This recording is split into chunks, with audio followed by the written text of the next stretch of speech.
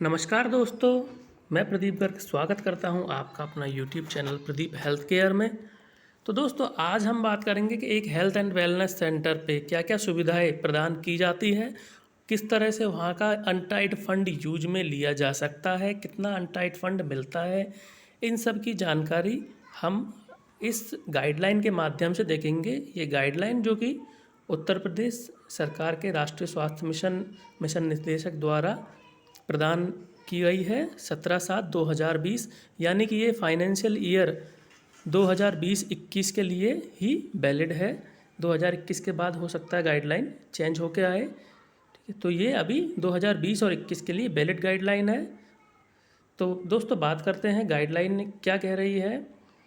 सबसे पहले इस गाइडलाइन में लिखा हुआ है कि मैं गाइडलाइन की तीसरी लाइन पढ़ रहा हूँ। वर्ष 2019-20 तक भारत सरकार द्वारा प्रदेश के 7329 उपकेंद्रों, 1786 प्राथमिक स्वास्थ्य केंद्रों एवं 405 शहरी प्राथमिक स्वास्थ्य केंद्रों को हेल्थ वेलनेस सेंटर में संचालित किए जाने का अनुमोदन प्राप्त हुआ था। यानी कि वर्ष 2019-20 में यदि हम केवल health wellness centre sub centre की बात करें तो वहाँ पे 2019-20 में 7329 सब सेंटरों को कन्वर्ट कर दिया गया HWC में, हेल्थ वेलनेस सेंटर में। ठीक है, वर्ष 2020-21 की बात करें तो 4000 सब सेंटरों को कन्वर्ट कर किया जा रहा है किसमें, हेल्थ वेलनेस सेंटर में। ठीक है, मतलब जो पहले सब सेंटर हुआ करते थे जहाँ ANMs की बिल्डिंग हुआ करती थी, उसके साइड में एक नई बिल्डिंग हेल्थ वेलनेस सेंटर की बना दी गई है और वहाँ पर CHO को तैनात कर दिया गया है और सुविधाएं प्रदान कर दी गई है। इस चीज़ को यहाँ पर प्रमुनत किया जाना बोला गया है। अब यहाँ बात आती है 12 सर्विसेज की। हेल्थ वेलनेस सेंटर पर जो 12 सर्विसेज प्रोवाइड की जा रही है उनकी, पहली गर्भावस्था एवं शिशु जन्म देखभाल, यानी कि ANC केयर और 42 दिन तक जो बच्चे की देखभाल होती है वो। दूसरा, नवजात एवं शिशु स्वास्थ्य देखभाल, सेम है ये भी। देन थर्ड, बाल स्वास्थ्य एवं किशोर स्वास्थ्य देखभाल, यानी कि बच्चों की देखरेख, और किशोर जो कि होते हैं 14 साल के जो टीनेजर्स होते हैं उनकी देखभाल संबंधित, जैसे कुछ टीनेजर्स, फीमेल टीनेजर्स जिनमें मेंस्ट्रुअल साइकिल के टाइम पे ब्लीडिंग्स होती है तो उनमें पर्सनल हाइजीन के बारे में समझाना, उनको ब्लीडिंग के टाइम पे यदि खून की कमी होती है तो उसके लिए फॉलिक एसिड प्रोवाइड करवाना, इस तरह की देखभाल और जो भी उनसे रिलेटेड है, जो कि आगे डिटेल में नीचे लिखी हुई है काफ़ी। तीसरा हो गया ये। चौथे नंबर पे परिवार नियोजन, गर्भ निरोधक सेवाएं, परिवार नियोजन और गर्भ निरोधक सेवाएं। ठीक है, पाँचवें नंबर पे संचारी रोगों का प्रबंधन राष्ट्रीय स्वास्थ्य कार्यक्रम के अनुसार। छठे नंबर पर बाह्य रोगियों के साधारण बीमारियों का उपचार। सातवें नंबर पे गैर संचारी रोगों की स्क्रीनिंग, यानी NCD की स्क्रीनिंग, संदर्भन मतलब रेफर और फॉलोअप करना उनका। आठवें नंबर पे मुख्य स्वास्थ्य संबंधित सेवा, यानी कि ओरल हाइजीन केयर संबंधित, ओरल हेल्थ केयर संबंधित सेवाएं। ये 7 नंबर की सेवाएं अभी तक प्रोवाइड की जा रही है और 8 नंबर से लेके 12 नंबर तक की कुछ सेवाओं में से कुछ सेवाएं थोड़ी थोड़ी प्रोवाइड की जा रही है, जो कि अभी थोड़ी सी एक्सटेंड ट्रेनिंग के बाद में और एक्सटेंड होनी है ये। ठीक है, जिनमें से ओरल हेल्थ संबंधित सेवाएं 8वें नंबर पे, 9वें नंबर पे मेंटल हेल्थ मानसिक स्वास्थ्य, 10वें नंबर पे ENT, 11वें नंबर पे वृद्धावस्था जीरियाट्रिक सेवाएं और 12वें नंबर पे आकस्मिक ट्रामा संबंधित सेवा, यानी कि एक्सीडेंटल सर्विसेज। ये अभी कुछ जगहों पे इनकी ट्रेनिंग हो चुकी है, कुछ जगहों पे ये पेंडिंग है, तो ट्रेनिंग के बाद में ये भी एक्सटेंड हो जाएगी। ठीक है, अब यहाँ डिटेल में लिखी हुई है कि इन सेवाओं में क्या क्या प्रदान किया जाना है। गर्भावस्था एवं प्रसव संबंधित सेवाएं। गर्भावस्था प्रसव संबंधी सेवाओं में हमें पता है कि हेल्थ वेलनेस सेंटर पे जो भी फीमेल आएगी उसका सबसे पहले कार्ड बनना है, फिर उसका पूरा ANC चेकअप होना है जिसमें वजन, हीमोग्लोबिन, BP, शुगर, पेशाब की जांच, पेट की जांच, HRP वाली महिलाओं की पहचान, रेफ़र करना उनको। इसके अलावा जो ANM TD के टीके लगाना, आयरन कैल्शियम सप्लीमेंटेशन प्रोवाइड करना है उनको। ठीक है, तो ये सुविधाएं प्रदान की जानी है। ठीक है। इसके अलावा यदि कुछ जगहों पे डेवलप हो चुका है, जहाँ डिलीवरी होती है, वहाँ प्रसव कक्ष के मानक के अनुसार न्यूबॉर्न केयर कॉर्नर की भी स्थापना की जा रही है। देन सेकंड नंबर पे आती है नवजात एवं शिशु संबंधित सेवाएं। तो वहाँ पे क्या करना है, जैसे कोई भी डिलीवरी हुई तो उसके बाद में 42 दिन तक आशाओं के द्वारा 6-7 बार उसकी विजिट की जानी है और ये चेक किया जाना है कि बच्चा जो न्यूबॉर्न है वो सही है। ठीक है। उसके बाद में उस बच्चे को यदि कोई समस्या है तो उसे ट्रीट करना है, ट्रीटमेंट प्रोवाइड करना है या उसको रेफ़र करना है, और उस बच्चे का टीकाकरण पूरा हुआ है, डायरिया निमोनिया तो नहीं है उसे, और विटामिन ए का सप्लीमेंटेशन दिया गया है, ये चीज़ें प्रोवाइड करनी है। देन आती है बाल्यकाल एवं किशोर अवस्था संबंधित देखभाल। तो बाल्यकाल में 1 से 5 वर्ष के सभी बच्चे आते हैं, तो उनका टीकाकरण चेक करना है, टीकाकरण हुआ है या नहीं हुआ है। ठीक है। उसके अलावा डायरिया निमोनिया से बचाव, यदि डायरिया निमोनिया की शिकायत है तो ट्रीटमेंट फॉर रेफ़र करना। बच्चों के विकास संबंधित समस्याओं का चिन्हीकरण, तो developmental science, growth and development के साइंस हमने स्टडी में पढ़े होते हैं, तो वो सब चेक करने होते हैं कि कहीं किसी बच्चे का ग्रोथ डेवलपमेंट प्रॉपर हो रहा है या नहीं हो रहा है। नहीं हो रहा है तो फिर उसे रेफ़र किया जाता है। देन किशोरावस्थी संबंधित सेवाओं में जैसे कि कुछ बच्चे के टीन एज में आके मादक द्रव्य वगैरह का इस्तेमाल करने शुरू कर देते हैं, तो इससे संबंधित सलाह। किशोरियों को आयरन की गोलियां पटवाई जाती है, मासिक धर्म संबंधित सलाह। ठीक है। ये सब चीज़ें किशोरावस्था और बाल्यकाल में देखना है। उसके बाद में परिवार नियोजन, गर्भ निरोधक के साधन एवं अन्य प्रजनन संबंधित स्वास्थ्य सेवाएं, जिसमें कि जितने भी परिवार नियोजन संबंधित साधन होते हैं, जैसे कि condoms, oral pills, emergency pills, Chhaya, Antara, इन सब की उपलब्धता, इन सबको प्रोवाइड करवाया जाना। यदि सेंटर पे नहीं है तो एएनएम के द्वारा, आशाओं के द्वारा प्रोवाइड किया जाना। पब्लिक को आईयूसीडी के लिए रेफ़र करना, नसबंदी के लिए रेफ़र करना। कोई यदि आईयूसीडी नसबंदी हुई है तो उसका फॉलोअप करना। ठीक है। इस तरह की ये सेवाएं यहाँ परिवार नियोजन वाले सेक्शन में प्रोवाइड की जानी है। इसके अलावा RTI, STI, reproductive tract infection या सेक्सुअल ट्रैक्ट इन्फेक्शन है या स्त्री रोग संबंधित कोई भी समस्या है तो उसका वहाँ पे जांच करना और उसको रेफ़र करना भी इसमें प्रोवाइड किया जाएगा। ठीक है। देन नेक्स्ट आती है चौथे नंबर पर संचारी रोग, सामान्य संचारी रोगों का ट्रीटमेंट और उनका रेफ़र। ठीक है। जैसे कि कोई भी diarrhoea, dysentery, typhoid, hepatitis, rabies, कृमि रोग की पहचान, तो इन सब की पहचान करना है, प्रबंधन करना है। नहीं प्रबंधन होता है तो फिर रेफ़र करना है। ठीक है। सामान्य बीमारियां जैसे बुखार, पेट दर्द, दस्त, जोड़ दर्द, त्वचा संबंधी बीमारी, इन सब का प्राथमिक उपचार और आवश्यकता अनुसार रेफ़र किया जाना है। ठीक है। देन नेक्स्ट आती है राष्ट्रीय कार्यक्रमों के अंतर्गत संचारी रोगों का प्रबंधन।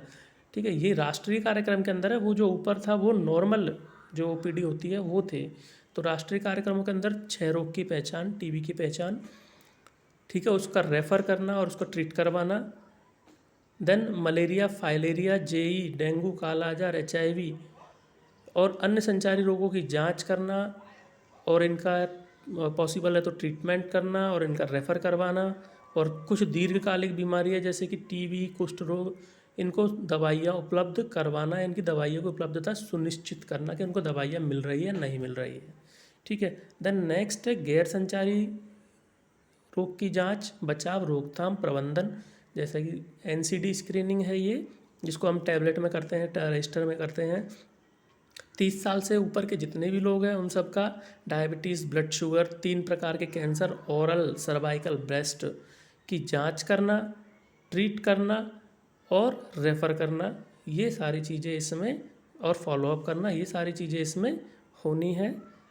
देन इसके अतिरिक्त ओरल, मेंटल, आईईएनटी, बर्न, ट्रॉमा संबंधित प्राथमिक सेवाएं भी शुरू की जाएगी। जैसा कि मैंने आपको शुरू में बताया कि इनके भी ट्रेनिंग और फैसिलिटी प्रोवाइड होना पेंडिंग में है, तो ये सब बाद में दी जाएगी। इसके अलावा फिर आती है डायग्नोस्टिक सेवाएं कि क्या क्या एक हेल्थ वेलनेस सेंटर पे जांच होनी चाहिए। 14 तरह की जांचें एक sub centre health wellness centre पे प्रोवाइड की गई है। ठीक है। और जबकि जो पीएससी का जो हेल्थ वेलनेस सेंटर है वहाँ पे 63 तरह की जांचें होनी है। ठीक है। तो इनकी सूची नीचे संलग्न 4 में है, जो कि आगे दिखाऊंगा मैं आपको इस गाइडलाइन में। देन आगे बढ़ते हैं गाइडलाइन में जब आगे चलते हैं तो आगे हम देखते हैं कि यहाँ कोई चीज़ खास नहीं है। यहाँ हम आते हैं कि अब कम्युनिटी लेवल पे क्या सुविधाएं प्रदान की जानी है, क्या काम करना है कम्युनिटी लेवल पे। तो फैमिली फोल्डर के माध्यम से समस्त घरों का पंजीकरण करना है। सीबैक फॉरम के माध्यम से गैर संचारी रोगों की स्क्रीनिंग करना है और उनको चिन्हित करना है। ठीक है, तो एनसीडी एप्लीकेशन पे सबसे पहले फैमिली फोल्डर भरवाना है, सीबैक फॉर्म भरवाना है। उस फॉर्म को भरवा के उसको एनसीडी एप्लीकेशन पे टैबलेट में एंट्री करनी है, सीएचओ या एएनएम के द्वारा, किसी के भी द्वारा। देन उनकी स्क्रीनिंग करनी है।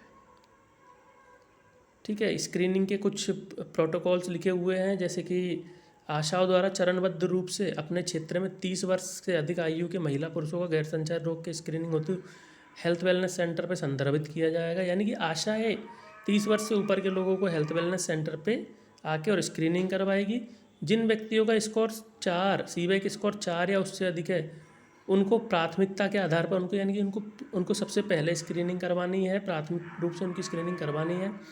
और यह सुनिश्चित किया जाएगा कि उनके क्षेत्र में 30 वर्ष से अधिक आयु के महिला एवं पुरुषों की स्क्रीनिंग डायबिटीज एवं उच्च रक्तचाप के लिए वर्ष में एक बार एवं तीनों प्रकार के कैंसरों की स्क्रीनिंग पुरुषों के लिए केवल ओरल कैंसर स्क्रीनिंग 5 वर्ष में एक बार अवश्य करा ली जाए। यानी कि हर साल शुगर बीपी की स्क्रीनिंग कंपलसरी होनी है और 5 साल में एक बार कैंसर की स्क्रीनिंग कंपलसरी होनी है। ठीक है, देन गैर संचारी रोगों की ग्रसित रोगियों की जांच, उपचार और संदर्भन, ये ऊपर इनमें हमने बात कर ही ली थी गैर संचारी रोगियों। देन नेक्स्ट आता है ग्राम स्वास्थ्य एवं पोषण दिवसों का सुदृढ़ीकरण। BHND मीटिंग्स की यहाँ पर बात हो रही है, जो कि हर बुधवार और शनिवार को होती है। मतलब टीकाकरण के RI सेशन के दिन BHND मीटिंग कर सकते हैं उसकी बात है। तो हर बुधवार शनिवार को जब भी RI सेशन होता है तो उस दिन BHND कर सकते हैं। मिनिमम अभी जो रिसेंट प्रोटोकॉल है उसके अनुसार 2 मिनिमम BHND करना कंपलसरी है कंप्लीट इंसेंटिव के लिए। देन आती है ग्राम स्वास्थ्य स्वच्छता पोषण समिति का सुदृढ़ीकरण, इम्प्रूव करना है इनको, यानी कि BHNC की मीटिंग्स को इम्प्रूव करना। ठीक है, तो मंथ में एक बार हर ग्राम सभा के अंदर एक BHNC की मीटिंग करना कंपलसरी है। ठीक है, इनमें एक फ़ंड भी आता है BHNC का, आशा और प्रधान के खाते में अप्रॉक्सीमेटली 10,000 के आसपास पर ईयर। उस फंड का भी मैनेजमेंट करवा सकते हैं वहाँ पर कि उस फंड को कैसे कैसे काम में लेना है। उस फंड के लिए भी गाइडलाइन है, जो कि पुरानी वीडियो में मैंने बताया हुआ कैसे BHNC फंड को यूज में लिया जाता है, किन कामों में ले सकते हैं। ठीक है, तो यहाँ BHNC के बारे में एक पूरी वीडियो बनी हुई है, आप इसी चैनल में जाके चेक कर सकते हैं कि कैसे BHNC मीटिंग को कंडक्ट करवाया जाए। देन नेक्स्ट आता है हेल्थ प्रमोशन डे का आयोजन करवाना। तो हर महीने का यहाँ पर हेल्थ प्रमोशन डे लिखा हुआ है, पहले महीने, दूसरे महीने, तीसरे महीने क्या करवाना है। पहले महीने में ODF के लिए प्रेरित करना है, दूसरे महीने में स्वच्छता दिवस मनाना है, इस तरह से तीसरे महीने में हाथ धोना है दिवस मनाना है, चौथे महीने में मातृत्व दिवस मनाना है, 5वें महीने में किशोर किशोरी स्वास्थ्य दिवस मनाना है, 6ठे महीने में स्वस्थ जीवन शैली प्रोत्साहन दिवस मनाना है। तो मतलब ये एक हर महीने एक दिन कभी भी इनमें से लेके किसी महीने का एक कोई सा भी एक दिन लेके और इनको करवाना है। और इस तरह से हर महीने ये 6 में और दोबारा फिर इन्हीं को रिपीट करना है। इस तरह से 12 महीने में एक बार हर महीने इस तरह से हेल्थ डे करवाना है। देन आती है बात के उपकेंद्र की स्थापना हेतु क्या ज़रूरी था। तो आप सब लोगों को पता ही है, तो कम्युनिटी हेल्थ ऑफिसर जो कि ब्रिज कोर्स किए हुए हो, ठीक है, ANM 1 या 2 पुरुष कार्यकर्ता यदि उपलब्ध हो, ठीक है।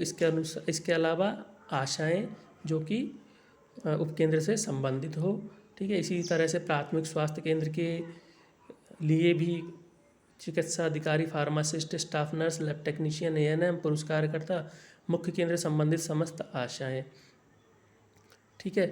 तो अभी जो गाइडलाइन है वो कहती है कि जो टाइम के बारे में, ये टाइम का कहती है कि टाइम क्या होना चाहिए, ठीक है, सोमवार से शनिवार तक का होना चाहिए। इसके अलावा फिर यदि हम आगे बढ़ते हैं कि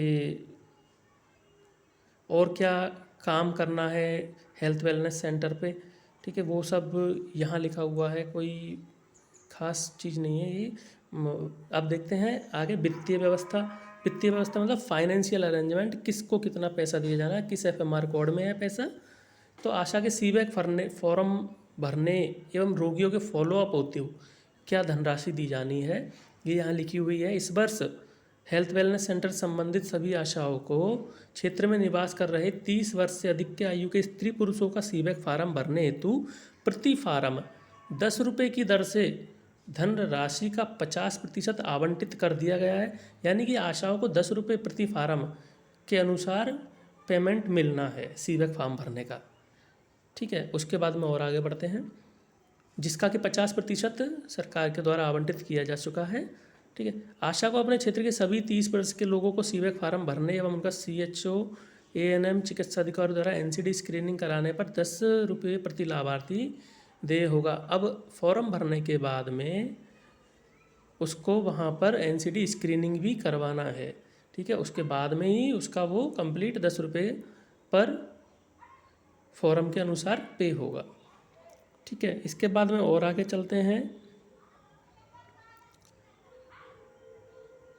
और आगे चले तो हम देखते हैं उक्त के अतिरिक्त क्षेत्र में गैर संचारी रोगों के ग्रसित रोगियों की फॉलोअप होती प्रति रोगी 100 रुपये की दर से धनराशि का आवंटन किया जा रहा है। आशा द्वारा अपने क्षेत्र में चिन्हित डायबिटीज़, हाइपरटेंशन, कैंसर के रोगियों को मासिक रूप से फॉलोअप किया जाएगा। अब यदि कोई रोगी निकलता है उनमें से स्क्रीनिंग के दौरान BP, शुगर का, कैंसर का, तो उसे हर महीने फॉलोअप किया जाना है, जिसके लिए प्रति रोगी 100 रुपये की दर से धनराशि आशाओं को प्रदान की जाती है, ठीक है। और 6 महीने तक यदि इन रोगियों द्वारा 6 माह तक नियमित रूप से दवाई उपचार प्राप्त किए जाने पर आशा को प्रति लाभार्थी 50 रुपये की धनराशि देय होगी, ठीक है। यानी कि यदि लगातार 6 महीने तक इनको ट्रीटमेंट दिलवाया जा रहा है आशा के द्वारा, तो 50 रुपये प्रति माह की धनराशि इनको आशाओं को प्रदान की जाएगी। अतः आशा को वर्ष में प्रति लाभार्थी 100 रुपये तक की धनराशि 2 किस्तों में प्राप्त होगी, ठीक है। तो और आगे बढ़ते हैं, आगे हम देखते हैं क्या है हेल्थ वेलनेस सेंटर के अनटाइड फंड के बारे में। एफएमआर कोड 4.1.7 में आया हुआ है हेल्थ वेलनेस सेंटर का अनटाइड फंड।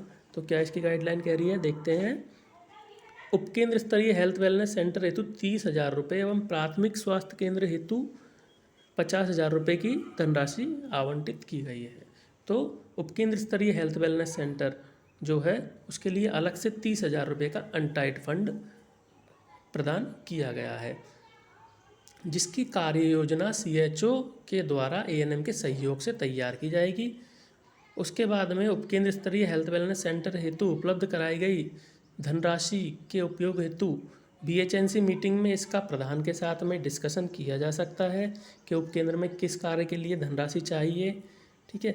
उसके बाद में ये जो फंड होता है वो फंड ANM और प्रधान के संयुक्त हस्ताक्षर के द्वारा अब मुक्त कर दी जाएगी CHO के पास, ये CHO को दे दी जाएगी, CHO से इस्तेमाल कर सकते हैं, ठीक है।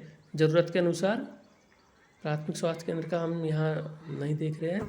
तो आगे बढ़ते हैं, हेल्थ वेलनेस सेंटर पे इस अनटाइड फंड को किस किस चीज़ में वो उपयोग ले सकते हैं। पहली बात, नियमित साफ़ सफाई, ठीक है। तो हम चाहे तो एक मंथली वर्कर रख सकते हैं, डेली साफ़ सफाई के लिए इस अनटाइड फंड में से इस्तेमाल कर सकते हैं, क्योंकि गाइडलाइन में लिखा है। देन सेकंड आती है औषधियाँ एवं अन्य कंज्यूमर के ट्रांसपोर्ट हेतु। सपोज यदि आप अपने ब्लॉक से, डिस्ट्रिक्ट से जो भी दवाएं लेके आते हैं, तो वहाँ ट्रांसपोर्टेशन का जो खर्चा होता है उसका भी अपने अनटाइड फंड से प्राप्त कर सकते हैं, ठीक है। तो यहाँ किस तरह से प्राप्त करना है इसको, उपकेंद्र स्तरीय हेल्थ वेलनेस सेंटर द्वारा माह में अधिकतम एक बार, महीने में एक बार हम इस तरह से ट्रांसपोर्टेशन के लिए जो हम दवाएं लाते हैं CSC या डिस्ट्रिक्ट से, उसके लिए माह में एक बार ले सकते हैं, ठीक है। समय समय पर रंगाई पुताई, सौंदर्यीकरण योग सत्र के आयोजन हेतु आवश्यक व्यवस्थाएं करने हेतु दरी, चटाई, दृश्य, सभ्य सामग्री इत्यादि को परचेज कर सकते हैं अनटाइड फंड से। स्टेशनरी का आइटम परचेज कर सकते हैं अनटाइड फंड से। कचरा निस्तारण की प्रक्रिया में यदि कोई चीज़ इस्तेमाल हो रही है तो उसको अनटाइड फंड से इस्तेमाल कर सकते हैं। उपकरण की मरम्मत, पावर बैकअप, जैसे किसी किसी जगह पर पावर बैकअप की सुविधा नहीं है तो आप प्रधान के साथ डिस्कस करके और इन्वर्टर बैटरी परचेज कर सकते हैं अनटाइड फंड से।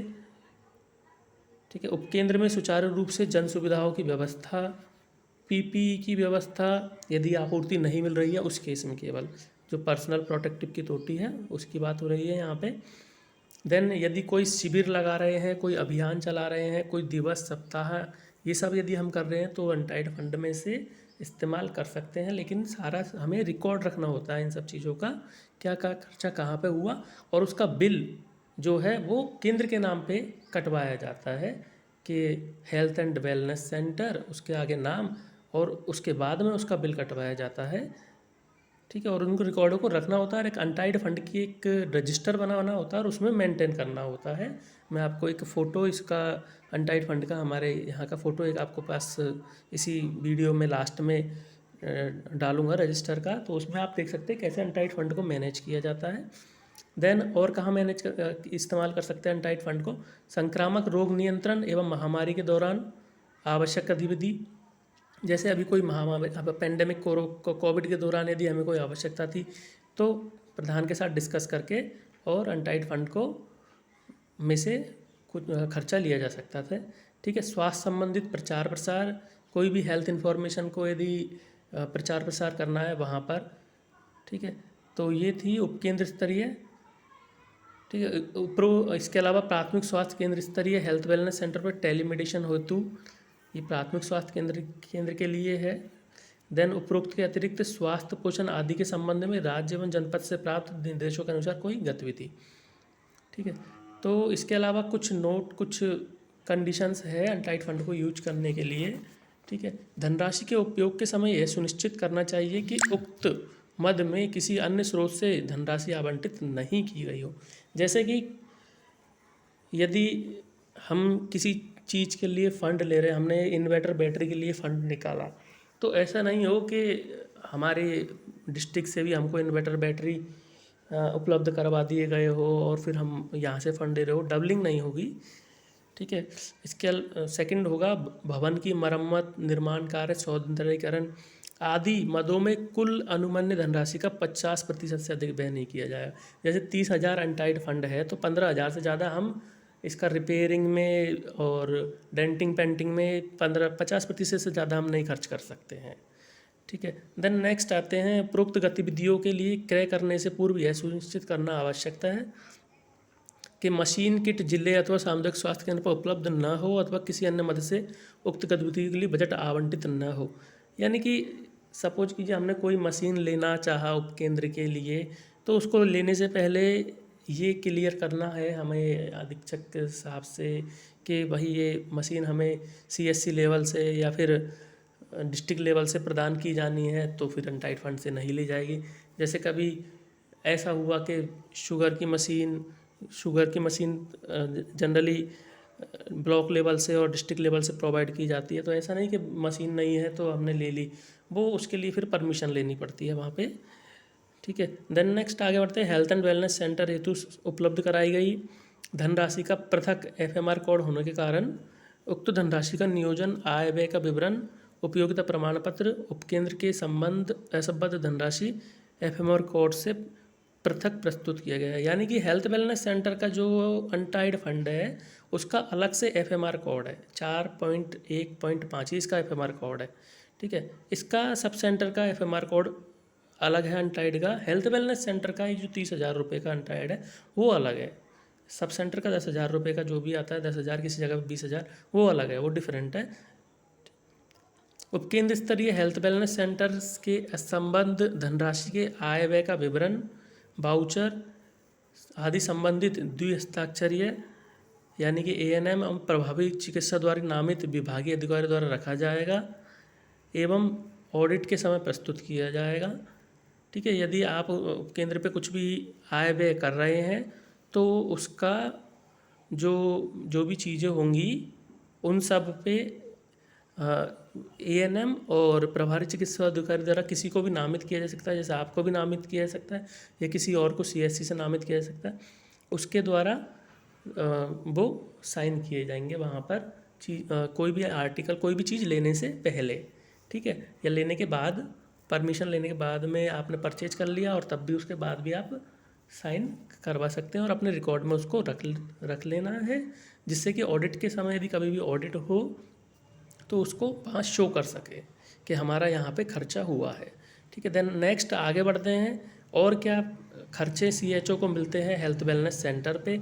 तो हेल्थ वेलनेस सेंटर पे कम्युनिकेशन कॉस्ट यानी कि वार्तालाप करने के लिए या फिर इंटरनेट सुविधाओं के लिए उसके खर्चा है, तो उसका एफएमआर कोड यहाँ लिखा हुआ है 16.1.3.4.5।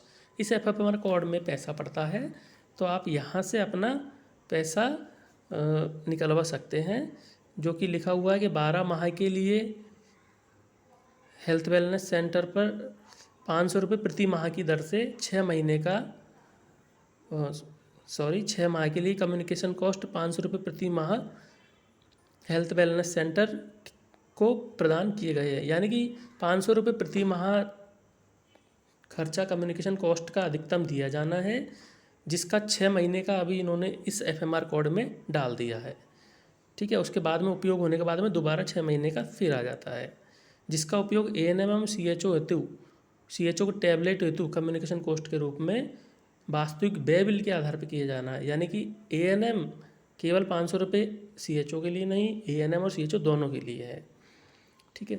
देन आता है प्राथमिक स्वास्थ्य केंद्र का कम्युनिकेशन कॉस्ट, उसको छोड़ देते हैं, हमें उससे मतलब नहीं। लैब रिकरिंग कॉस्ट, वर्तमान में जो भी हेल्थ वेलनेस सेंटर है उनको 30,000 रुपये प्रति वर्ष की दर से 2020-21 में संचालित होने वाली उपकेंद्र स्तरीय हेल्थ वेलनेस सेंटर को 6 माह हेतु 15,000 रुपये प्रति वर्ष की दर से धनराशि आवंटित की जा रही है।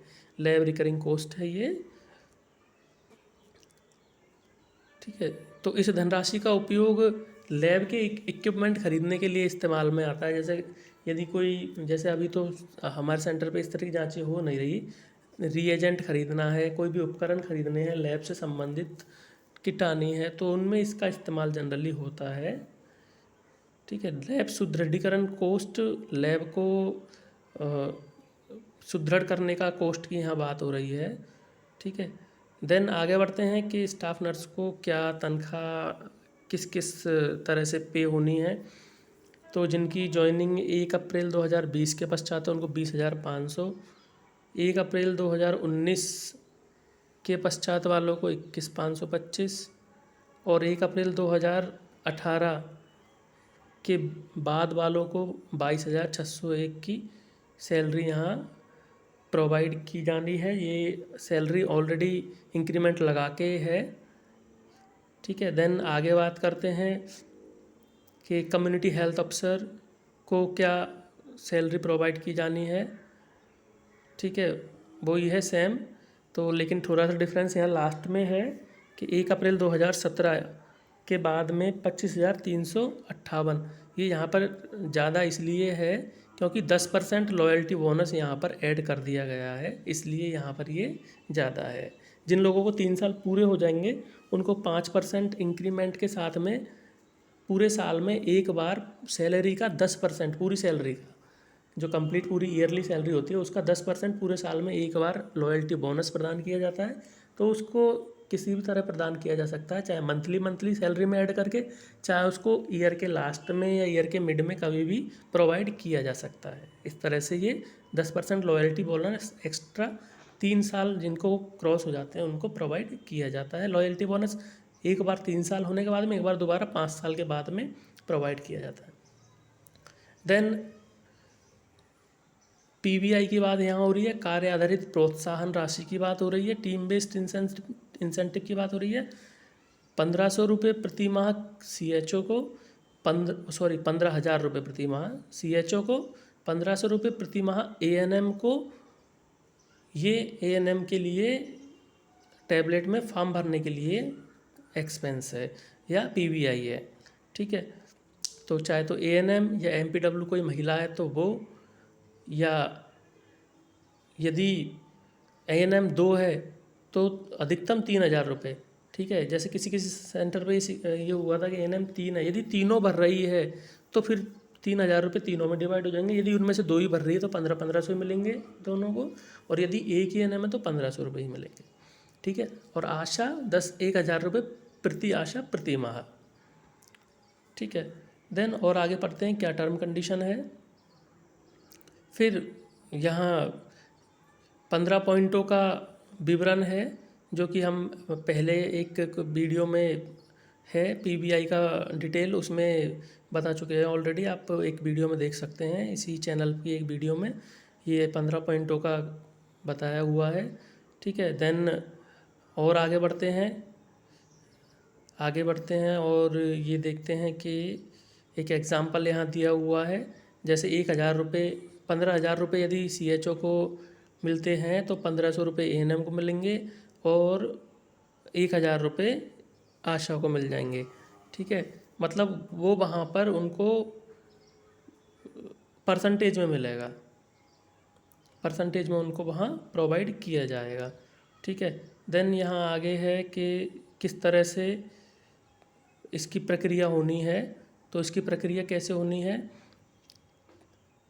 कि प्रभारी चिकित्सा अधिकारी द्वारा मूल्यांकन किया जाएगा, देन उसको ब्लॉक पे फॉरवर्ड किया जाएगा। ठीक है, CHO द्वारा प्रति माह 21 तारीख को 21 से 20 तारीख, यानी कि 21 तारीख महीने की 21 तारीख से नेक्स्ट महीने की 20 तारीख तक को सूचना 25 तारीख तक प्रारूप पे बना के देनी है। उसके बाद में देने के बाद में सत्यापन होने के बाद में उसको ब्लॉक पे प्रोवाइड करना है 28 तारीख तक, और 28 तारीख तक उसे दे देना है और उसका भुगतान के लिए प्रोसीड करवाना है। ठीक है, देन आगे बढ़ते हैं और क्या है।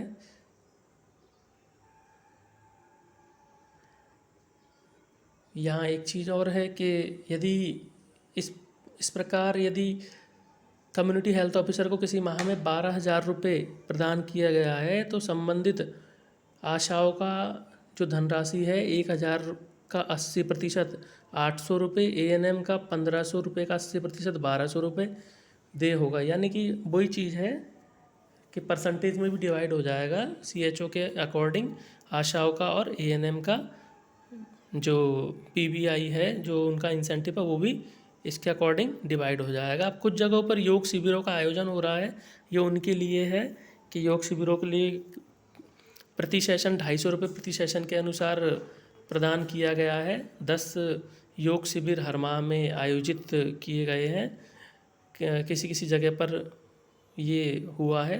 ठीक है, देन आगे बात करते हैं फैमिली फोल्डर CBEC फॉर्म का जो मुद्रण होना है, वो जो छपने हैं उसकी कोस्टिंग, तो उनकी कोस्टिंग से हमारा कोई मतलब नहीं, ब्लॉक लेवल की डिस्ट्रिक्ट लेवल की चीज़ें। देन बात आती है आगे के TADA की। CHO के लिए TADA ट्रांसपोर्ट अलाउंसेस और डियरनेस अलाउंसेस, यानी कि ट्रांसपोर्ट का अलाउंस और जो उनका यदि वो किसी मीटिंग में जाते हैं तो उस मीटिंग में जो उनको मिलता है उसका भत्ता। तो यहाँ 12 महीने के लिए इस वित्तीय वर्ष में 500 रुपये प्रति माह के अनुसार TADA अधिकतम प्रोवाइड किया जा रहा है। ठीक है, अब अलग अलग ब्लॉक्स में अलग अलग ज़िलों में इसकी अलग अलग सिस्टम बनाया हुआ है। कहीं पे किलोमीटर वाइज प्रोवाइड किया जा रहा है, ठीक है, कहीं पे मंथली प्रोवाइड किया जा रहा है, तो ये डिपेंड करता है। ठीक है, और देन बात आती है आगे आशा एवं आशा संगिनी हेतु कम्युनिकेशन कोस्ट, तो उन्हें 200 रुपये प्रति माह के अनुसार आशा एवं आशा संगिनियों को कोस्ट दिया गया है।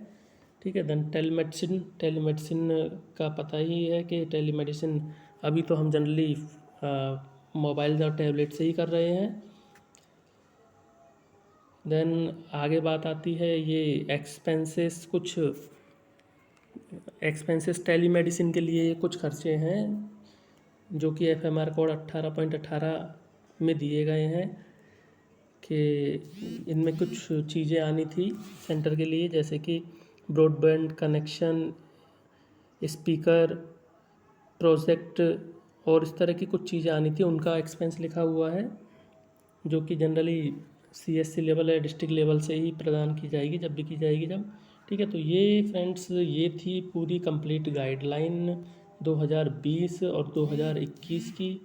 यहाँ हमने बस थोड़ा सा डिटेल में पूरे सारे काम CHO के देखे और किस तरह से उनको अनटाइड फंड को और सारे फंडों का क्या क्या फंड है, फंडों की गाइडलाइन क्या कहती है, ये सारी चीज़ों का यहाँ पर देखा गया। तो आप भी इस तरह से डिस्कशन करके और गाइडलाइन को शो करके FMR कोड को दिखा के और अपना जो भी अलाउंसेस है वो सारा अलाउंसेस ले सकते हैं। और मैं यहाँ पे कुछ फ़ोटोज़ भी अपलोड कर दूँगा, फ़ोटोज़ यहाँ पे दिखा दूँगा, जिससे अनटाइड फंड मैनेजमेंट की फ़ोटो। और तो इसके अलावा ये जितने भी चीज़ है इन सबको कुछ प्रारूप में फॉर्मेट में देना पड़ेगा। तो हमारा जो चैनल है कम्युनिटी हेल्थ ऑफिसर, उसके अंदर ये सारे प्रारूप हमने दिए हुए हैं। तो वहाँ से आप इन फॉर्मेट्स को डाउनलोड करके और फॉर्मेट्स में डाटा फिल करके और दे सकते हैं। चैनल की जो लिंक है वो उसी डिस्क्रिप्शन में आपको अवेलेबल हो जाएगी। तो आप चैनल को ज्वाइन करके, टेलीग्राम के चैनल को ज्वाइन करके और वहाँ से जितने भी आपको फॉर्मेट्स की रिक्वायरमेंट है वो वहाँ पे सारे फॉर्मेट्स हैं, आप वहाँ से ले सकते हैं। इस चैनल पे सारी बुक्स अवेलेबल है, CHO से संबंधित सारे फॉर्मेट्स अवेलेबल है, सारी गाइडलाइंस यहाँ अवेलेबल है। तो आप यहाँ से सारी चीज़ें ले सकते हैं। Thank you friends. और इस तरह की अपडेट्स और नॉलेज और जानकारी के लिए चैनल को सब्सक्राइब करना नहीं भूलिए और बेल आइकन को दबाना नहीं भूलिए, जिससे कि आपको CHO और नर्सिंग से संबंधित सारी जानकारियाँ टाइमली मिलती रहे। Thank you friends.